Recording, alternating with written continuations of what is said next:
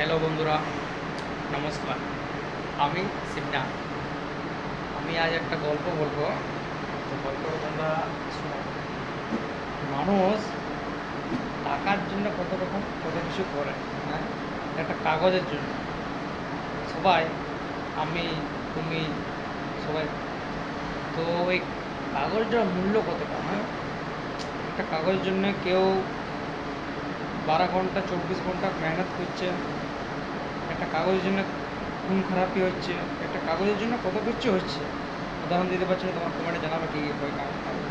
টাকা, একটা গান্ধীজির ছবি থাকে, 500 বা 1000, হাজার তখন নেই, 2000, যে কোনো নোট, 50, 100 লেখা থাকে ওই কাগজটাতে।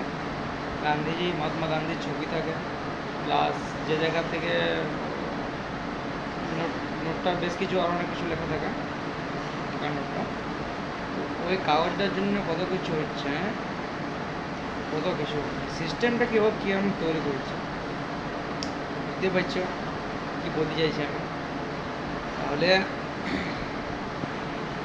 জিন্দগিটা কাগজের পেছনতে লেল হয়ে যাচ্ছে। হ্যাঁ,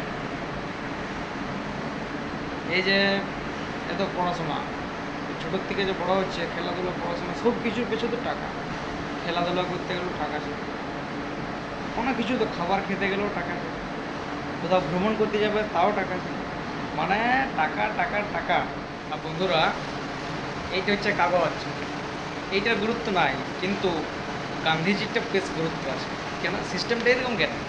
গান্ধীজির কাগজটা গুরুত্ব, এইটার গুরুত্ব নেই। যে সিঙ্গল পেজ, এই পেজটার গুরুত্ব নেই। এটা তো পাতা, এটাও পাতা, ওটাও পাতা, কিন্তু ওটার বেশি গুরুত্ব, এটার গুরুত্ব নেই। ওটার জন্য মানুষ সারা দিন রাত এক করে দিচ্ছে, আর এটার জন্য এরকম ছাড়া কিছু নয়। টাকায় হলো,